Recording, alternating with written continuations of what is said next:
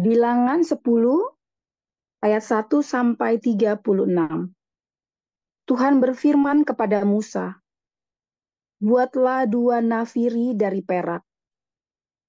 perak tempaan, harus kau buat itu, supaya dipergunakan untuk memanggil umat Israel dan untuk menyuruh laskar-laskarnya berangkat. Apabila kedua nafiri itu ditiup, segenap umat itu harus berkumpul kepadamu di depan pintu kemah pertemuan.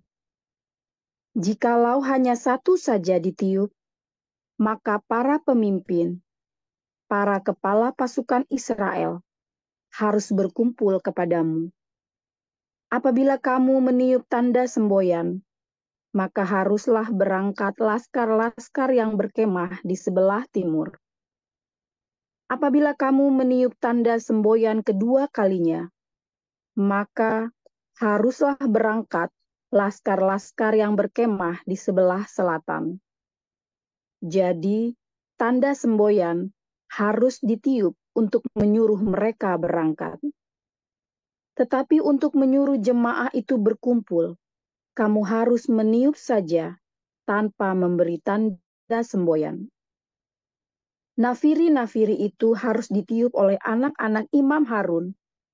Itulah yang harus menjadi ketetapan untuk selama-lamanya bagimu turun-temurun.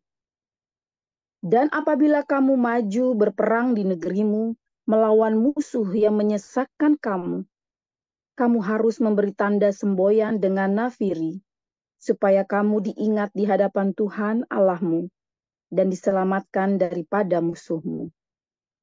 Juga pada hari-hari kamu bersukaria, pada perayaan-perayaanmu, dan pada bulan-bulan barumu, haruslah kamu meniup nafiri itu pada waktu mempersembahkan korban-korban bakaranmu dan korban-korban keselamatanmu. Maksudnya, supaya kamu diingat di hadapan Allahmu. Akulah Tuhan Allahmu.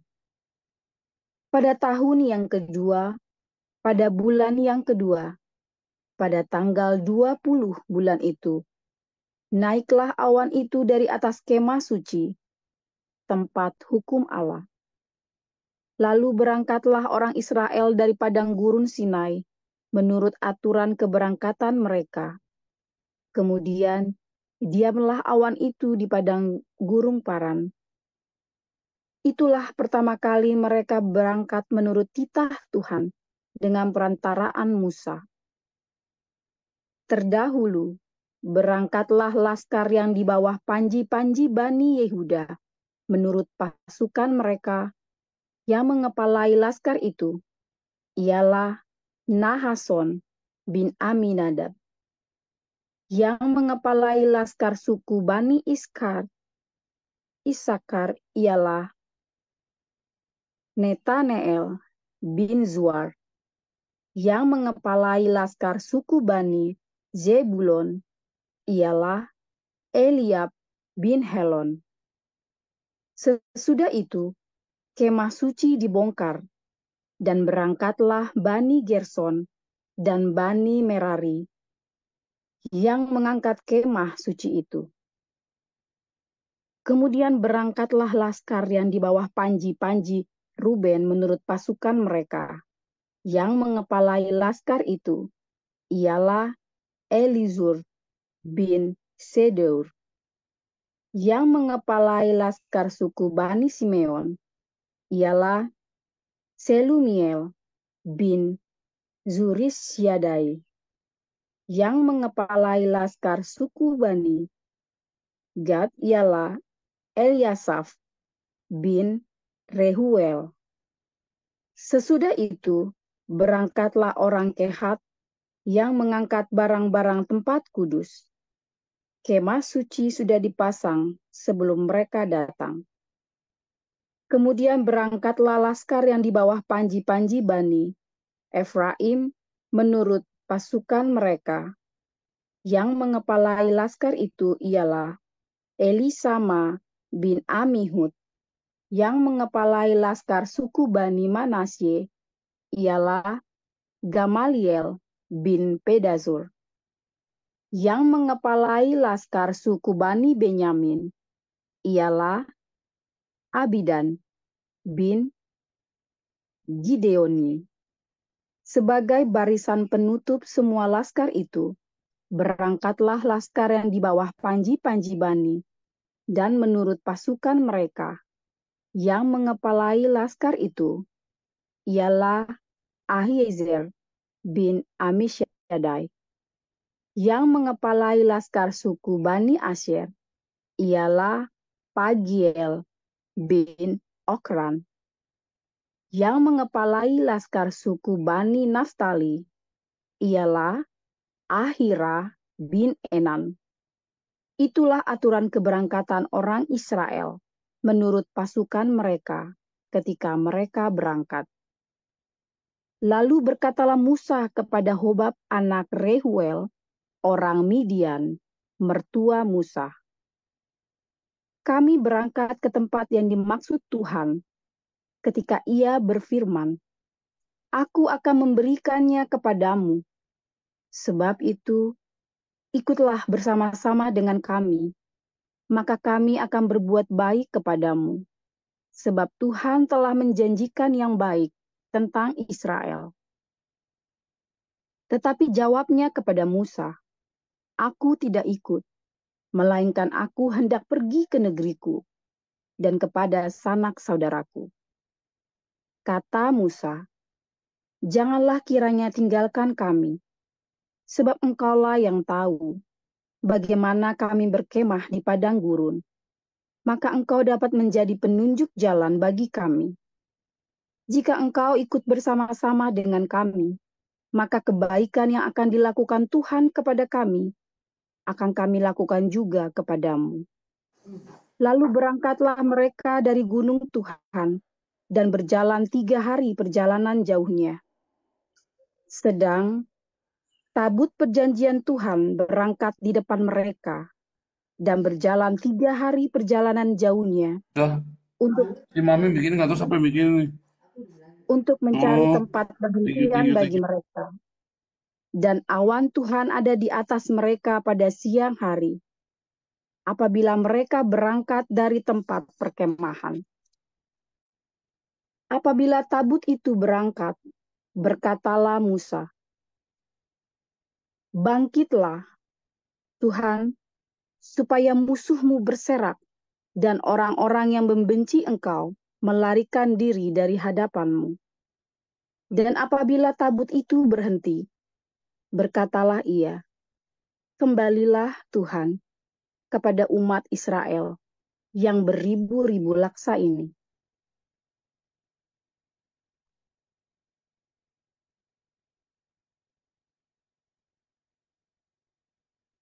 Ya, silakan Bu Nirliana. Baik, terima kasih.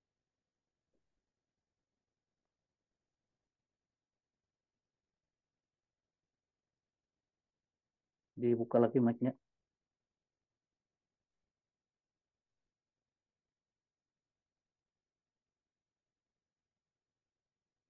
Bu Nirliana masih off mic-nya Bu Nirliana.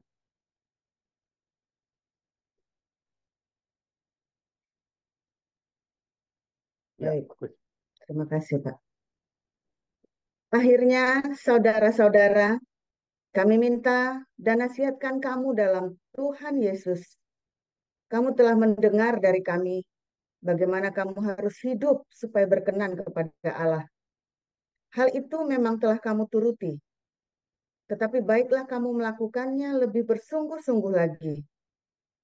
Kamu tahu juga petunjuk-petunjuk mana yang telah kami berikan kepadamu atas nama Tuhan Yesus.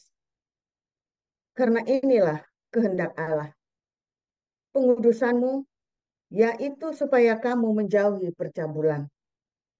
Supaya kamu masing-masing mengambil seorang perempuan menjadi istrimu sendiri dan hidup dalam pengudusan dan penghormatan, dan bukan di dalam keinginan hawa nafsu, seperti yang dibuat oleh orang-orang yang tidak mengenal Allah, dan supaya dalam hal-hal ini orang jangan memperlakukan saudaranya dengan tidak baik atau memperdayakannya, karena Tuhan adalah pembalas dari semuanya ini, seperti yang telah kami katakan dan tegaskan dahulu kepadamu.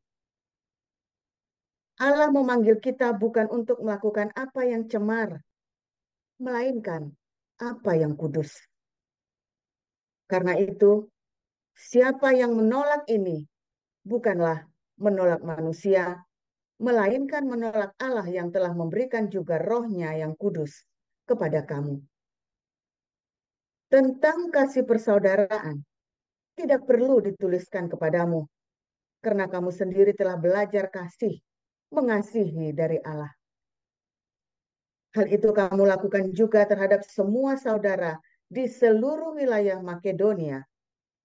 Tetapi kami menasihati kamu, saudara-saudara, supaya kamu lebih bersungguh-sungguh lagi melakukannya.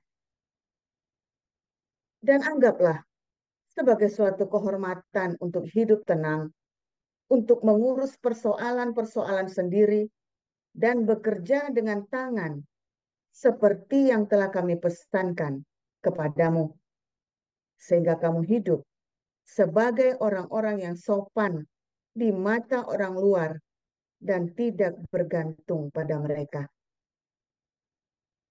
Selanjutnya, kami tidak mau, saudara-saudara, bahwa kamu tidak mengetahui tentang mereka yang meninggal, supaya kamu jangan berduka cita seperti orang-orang lain yang tidak mempunyai pengharapan.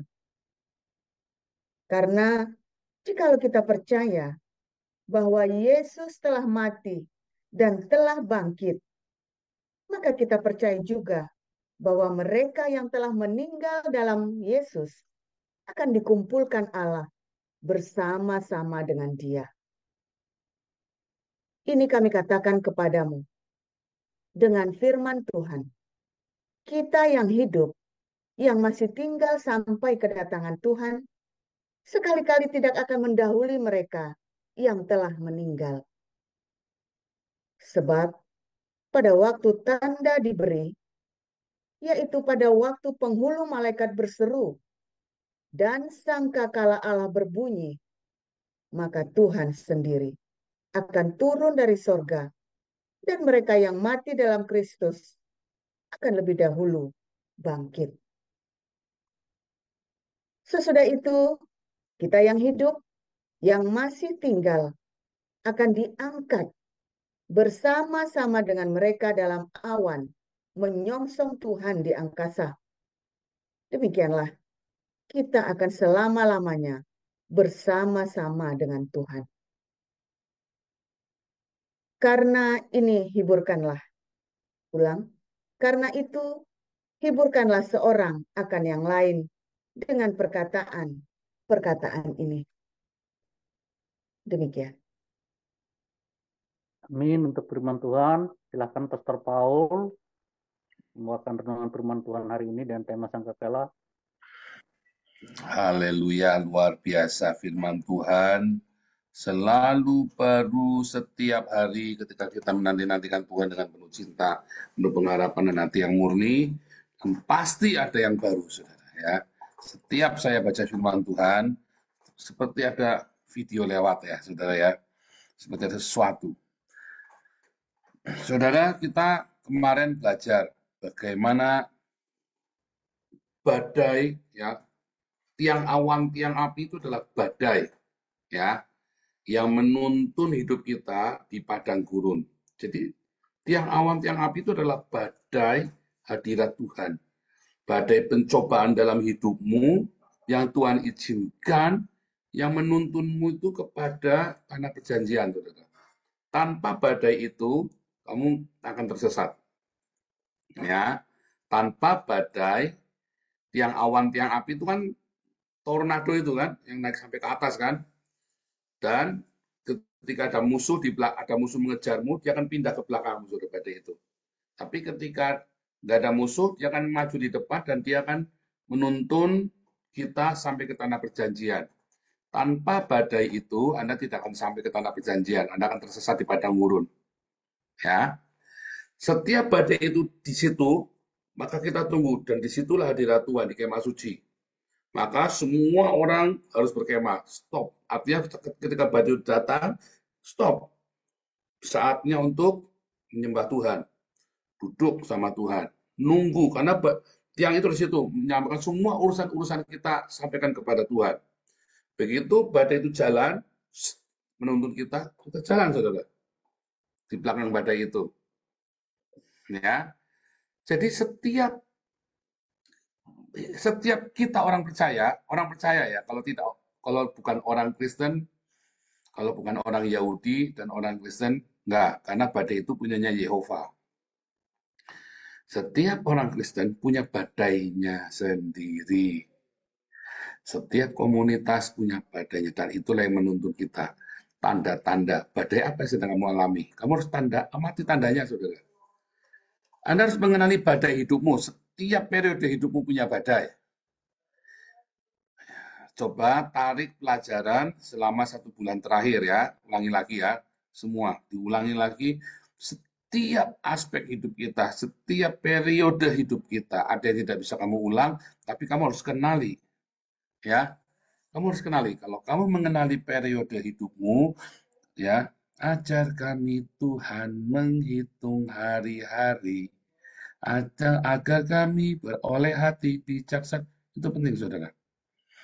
Ya, menurut kehendakmu terjadilah. Itu bukan pasrah, saudara. Karena kamu percaya, kamu punya pengalaman sama Tuhan yang indah. Beda ya, Abraham itu suruh nyembelih Ishak itu, dia bukan pasrah. Dia punya pengalaman Ismail nggak mati, dikasih mati di padang gurun. Nggak mati loh Ismail. Ya kan? Ternyata hidup kan? Semua badai dalam hidup itu punya pola. Nah, hanya orang yang punya SQ, spiritual quotient, ya, yang tinggi, maka dia bisa mengamati pola itu. Harusnya kamu amatin pola itu. Segoblok-gobloknya kita, SQ-nya serendah-rendah SQ kita. Catat, saudara, pola badaimu. Saya punya pola badai, ya. Saya selalu apa? Catat. Apa badai hidupmu? Catat, saudara. Kalau kamu lahir baru, badai itu akan menuntunmu kepada tanah perjanjian. Ya, jangan ditengking badainya. Tengking dimarahi Tuhan Yesus. Gitu ya. Di mana imanmu? Ya kan? Tato saya kan, tangan sini kan, ada tato saya gede banget kan. Apa? Raja Sakim, Sehagalim, Midgalim. Dari gelombang yang besar, lahirlah orang-orang yang perkasa. Saudara. Ya, dari gelombang yang besar. Oh, bukan badai wajib berlalu, jangan. Badai berlalu, habis itu pun hilang di tanah, di padang gurun. Badai pasti berlalu, kamu akan hilang di padang gurun. Kamu perlu badai itu. Ya, Hacasakim, Mitcasakim, Sehagalim, Midgalim. Dari gelombang yang besar, maka lahirlah orang-orang yang kuat. Nah, itu saya tuh. Ya, saya pasukan Kopassusnya Israel itu ya. Itu beneran, saudara ya, jangan main-main. Jadi jangan berkata badai pasti berlalu. Wah, itu salah Anda kalau bilang badai pasti berlalu. Ya, badai pasti berlalu. Oh, salah, nggak akan berlalu, saudara. Apakah hari ini saya nggak mengalami badai? Masih. Hanya udah nggak berasa. Nah, masih, saudara. Masih, hanya nggak berasa. Ya, ingat-ingat ya. Jangan berharap badai berlalu. Tapi berdamai dengan badai itu dan jadilah kuat. Serius ya, ini yang saya ngomong. Kalau ini saya ngomong, masa kurang jelas saya ngomong begini? Wah, kurang jelas, kelewatan Anda nih. Serius, saudara, saya nggak basa-basi. Badai itu tidak akan berlalu. Kalau kamu ingin masuk ke tanah Kanaan, jangan berharap badai itu berlalu. Tapi jadilah kuat. Jangan ditengking, dimarahi Tuhan Yesus kamu. Di mana imanmu? Sebab kalau kamu tenggelam, kena badai, kan Tuhan Yesus ada di Puritan, ikut tenggelam. Dia tidur di Puritan, tenang saja kalau Tuhan Yesus. Lawong yang Tuhannya saja tidur, tenang-tenang saja kok kita jadi. Ya, saudara ya. Nah, sekarang kita ceritanya trompet. Apa bedanya khatsar sama shofar? Trompet sama shofar, bedanya apa, saudara? Nah, Namanya itu ya di dalam Misnah ya, kalau Anda nanti lihat ya di dalam Misnahnya orang Yahudi itu beda ya, Saudara ya. Ada the trumpets ya, the trumpets. Bentar. Mana tadi? Trompet atau ini ya, mana tadi? Atau khatsar ya, kasotras. Angel teman-teman, orang Tegal Saudara ya. Orang Tegal ngomong bahasa Ibrani. Namanya katsotsrah ya, katsotsrah. Katsotsrah itu adalah trompet yang terbuat dari kasef, dari silver ya. Ada lagi shofar. Nah, di dalam Misnah dikatakan di dalam Misnah Ros Hasanah 3 ayat 3 dikatakan ya, trompet itu ya ditiup secara tiba-tiba. Tetapi shofar ditiup ya secara jangka panjang dan selalu ada waktunya. Shofar itu adalah penanda waktu yang pasti. Misalnya kalau di Gereja Katolik itu kan setiap jam 6 pagi sama jam 12 sama jam 6 sore kan. Teng, teng, teng itu kan. Itu shofar, ada waktunya. Tapi trompet, ya katsotsrah itu tiba-tiba, Saudara. Nggak periodik. Kamu tidak tahu kapan ditiupnya, tapi dua trompet silver ini ya dibuat dan ditiup sekonyong-konyong dan Anda tidak tahu kapan. Itulah makanya ada 7 sangkakala di dalam Wahyu, dan tadi kita baca di dalam 1 Tesalonika 4 ayat 17 ada ketika sangkakala dibunyi, kapan bunyinya kita nggak tahu. Ya, dan di dalam 1 Korintus 15 ayat 50 yang namanya trompet kasotera itu sangkakala terakhir kapan kita nggak tahu, tiba-tiba. Yesus bilang itu tiba-tiba. Masalahnya pas saat itu di trompet, mules perutnya, mampus dah, Saudara. Kapicirit, ya kan? Karena itu tiba-tiba, wah ketinggalan pontal-pontal tuh. Masalahnya trompet lagi ditiup, kamu lagi mau babaran, lagi mau bersalin, Saudara. Makanya Yesus bilang celakalah ibu-ibunya lagi hamil, ya kan? Yang sedang bersalin, lagi masa-masa itu datang kan? Loh, ketika semua lagi lari ketinggalan dia maksudnya sakit bersalin itu bukan maknanya positif ya. Kamu tuh repot kayak orang babaran. Repot temen kamu hidupnya. Siapa yang hidupnya repot di sini? Kepahitan, pengen dendam, pengen itu, pengen ini, pengen beli Ferrari, pengen kawin lagi, pengen apa lagi, Saudara.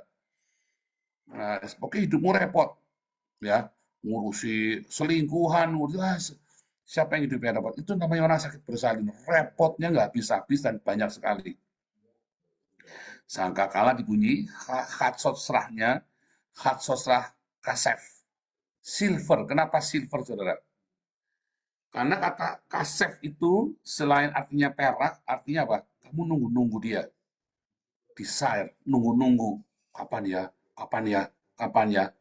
Kata silver, ya kasef itu, ya kata kasef itu, ya artinya sama dengan homonim ya, sama dengan merindukan atau menunggu-nunggu. Makanya pakai silver. Supaya orang tahu kamu lagi nunggu-nunggu trompet itu. Kita kan sekarang lagi nunggu-nunggu sangkakala terakhir nih. Sangkakala pertamanya saja kita belum datang-datang. Ujuk-ujuk sangkakala terakhir. Kita lagi nunggu-nunggu. Dan ketika menunggu-nunggu kamu harus siap, Saudara. Bagaimana kamu siap? Ya tadi, tiang awan, tiang api. Kamu harus selalu siap dengan di dalam badai itu. Kamu harus berdamai, kamu harus tahu badai itu adalah penuntun hidupmu.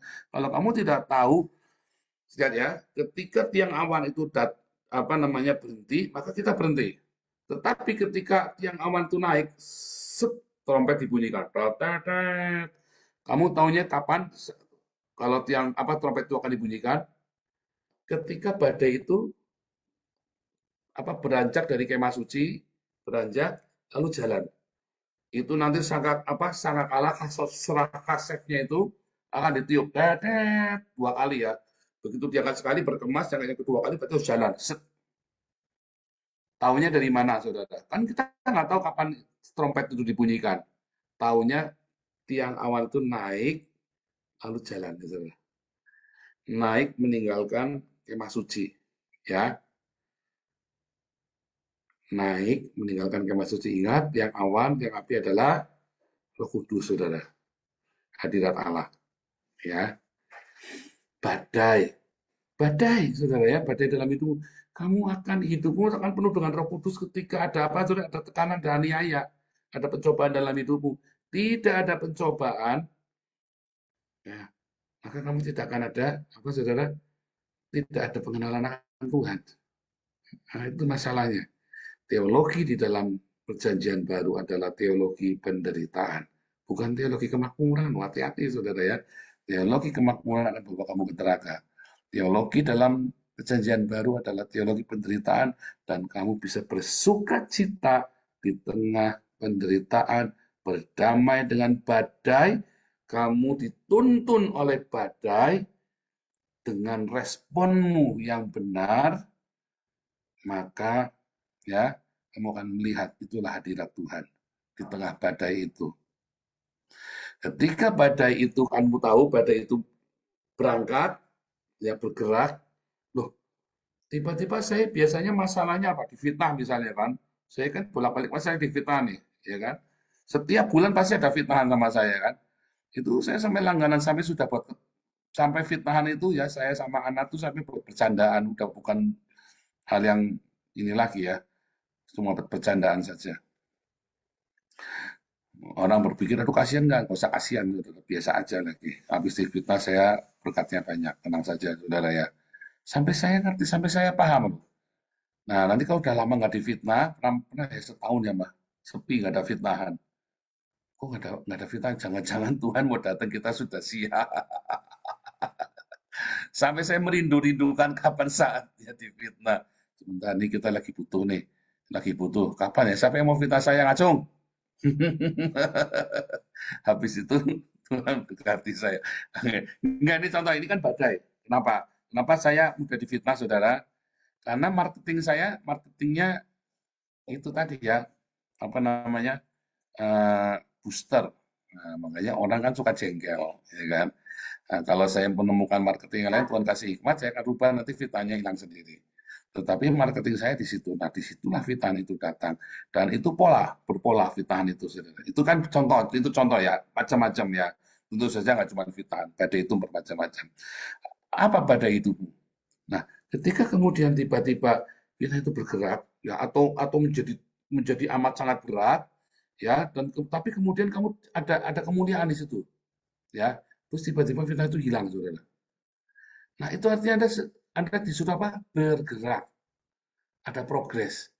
Ya kan? Saya difitnah sekali, fitnah ringan, fitnah berat, fitnah apa, sampai ada orang bongkar semua rahasia kita yang ditambah-tambahi tentunya. Tambah berat kan, terus tiba-tiba hilang, saudara, senyap, damai. Nah, itu kan artinya awan itu kan bergerak, saudara. Tadi kan dia duduk situ, terus dia bergerak. Kita bergerak, saudara.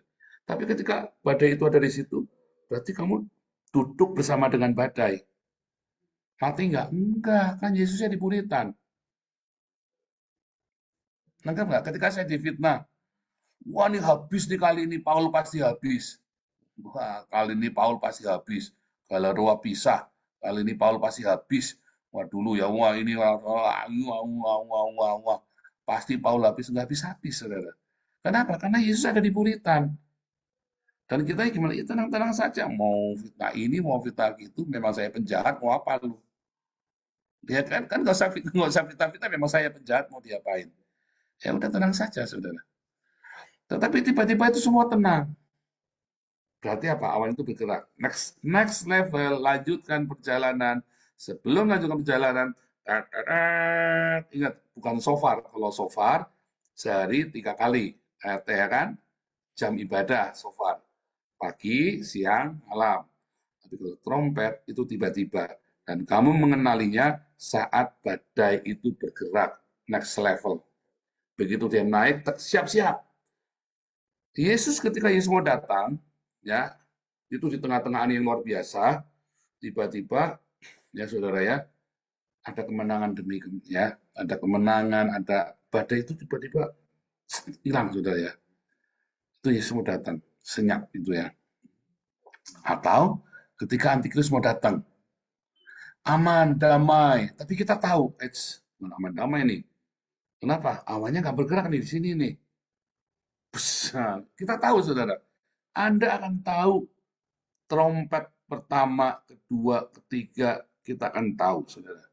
Dari mana saudara? Dari badai hidupmu. Makanya kenali badai hidupmu. Kamu akan tahu kapan trompet itu dibunyikan. Makanya tenang, jangan takut. Kamu pasti tahu kapan sangkakala pertama, kedua, tiga. Kemarin saya sudah jelaskan kepada Anda meterai yang pertama, kedua, ketiga, keempat, dan kelima. Ya, dan keenam sudah saya jelaskan meterai pertama kuda putih, meterai kedua kuda hitam. Kita sekarang di fase kuda putih. Dari mana saya tahu? Iya tahu. Kenapa? Karena saya mengenali badainya saya. Dan saya mengenali badai dalam komunitas, dan saya mengenali badai yang ada di dunia ini, berbagai macam badai. Tanda alam kamu bisa tahu. Mengapa tanda zaman kamu tidak tahu, kata Tuhan Yesus. Kita bisa tahu ya, kalau kamu mencari Tuhan dengan penuh cinta, hati yang murni, kamu akan tahu tanda alam, tanda zaman. Kamu akan tahu tanda zaman. Ya, saudara ya. Jadi, apa saudara? Berdamailah dengan pencobaan dalam hidupmu, badai hidupmu. Milikilah cinta yang melimpah. Syaratnya itu gak ada cara lain. Kamu harus mengasihi, berdiakonia, dan mengampuni, saudara. Karena dari situ kamu akan punya modal apa, saudara?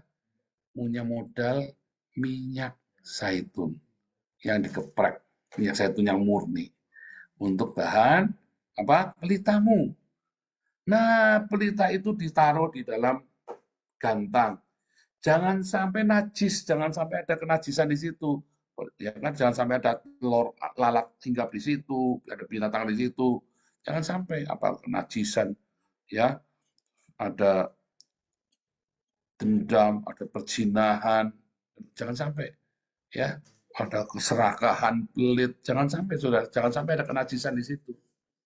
Jaga minyakmu, ya, karena minyak itu bisa basi. Jaga ya, setelah kamu mengalah, harga dirimu dihancurkan, minyak itu diperas keluar minyaknya, jangan sampai ada perzinahan, percabulan di situ. Jaga hidupmu, hati-hati, jangan zina, jangan cabul. Kamu yang lagi tunangan, jangan booking, jangan kasih DP. Kamu yang lagi pacaran, jangan kasih DP, jangan booking. Kon diintrain dulu Pak, intrain gundulmu peang. Ya, itu barang segel sudah dipukul nggak bisa balik, saudara ya. Ya, jangan kalau kamu lagi masih tunangan, masih pacaran, jangan berhubungan seks sebelum kamu diresmikan pernikahanmu. Hati-hati saudara ya, itu ketidakkudusan. Jangan berzina suami istri, ya, jangan swing-swingan, jangan trisam-trisaman, ya, fantasi yang kudus ketika kamu berhubungan seks.